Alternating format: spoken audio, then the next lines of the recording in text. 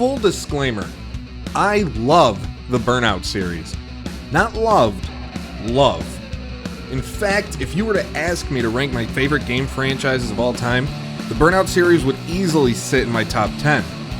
So you have to understand why I was just a little bit excited when 3 Fields Entertainment, a studio filled with members of the team behind the old Burnout games, announced the release of Dangerous Driving for 2019.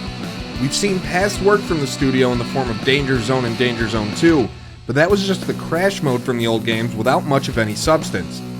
Dangerous Driving is that substance. There are 9 race varieties for players, including Face-Off, Eliminator, Pursuit, and the ever-popular Road Rage. The races span across 31 courses in 7 different locations based on a variety of environments. There are 27 cars to unlock across 6 vehicle classes, with each having over 20 color schemes and liveries to choose from.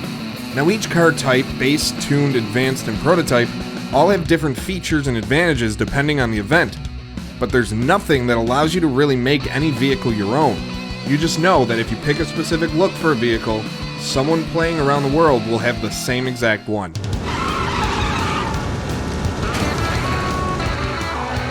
When you get on the road, you can immediately tell that this team has worked on these types of games before.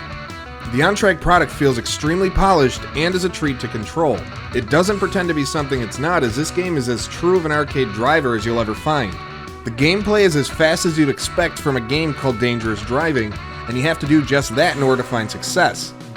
Going at speeds of over 200 miles an hour, you'll bob and weave through various levels of traffic in order to complete a race. If you try and play it safe by staying on the right side of the road or not using your boost, you aren't going to win a thing. One simple mistake in an event can be the difference between a medal and a restart. Races like Pursuit and Road Rage are the bread and butter of the game, as they provide the most entertainment and variety, like the ability to only use other cars in traffic to take down a rival. One of the new and better gameplay features are persistent wrecks that litter the track. If you take out vehicles in a race, the aftermath will remain for the duration of that race. This means that you may find yourself creating a new obstacle course of sorts for future laps that you then have to navigate and avoid. Aesthetically, the game couldn't look more like a Burnout game if it tried. The menus look nearly identical to Burnout 3, with sound effects that will start up that old nostalgia machine inside your head almost immediately. The game runs at a smooth 60 frames per second on the PS4 Pro and Xbox One X, and gives you a real sense of the speeds you're driving at. On top of that, the cars look sharp, and even the damage is nice to look at while you watch the crash cam.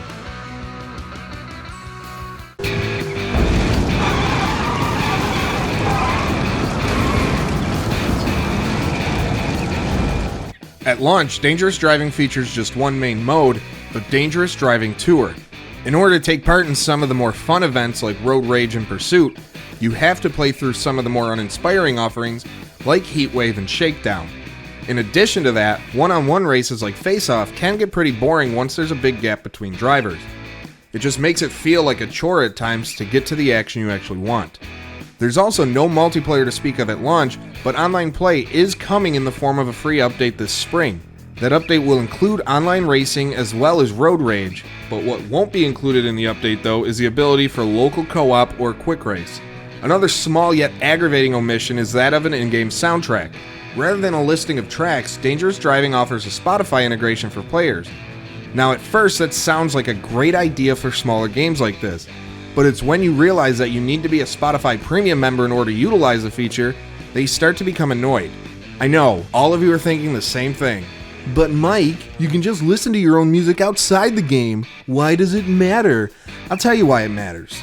I'm too lazy to remember to open up a music player before loading into the game and then making sure the audio mixer settings are to my liking.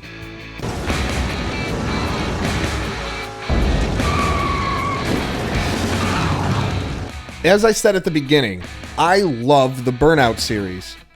Dangerous Driving does a nice job to truly give that franchise a spiritual successor and a game for all of the Burnout fans out there to enjoy.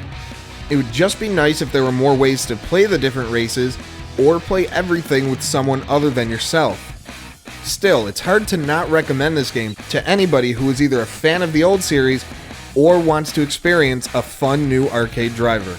For more reviews and great sports gaming content daily, be sure to subscribe to Sports Gamers Online and hit that bell to be notified when a new video goes live.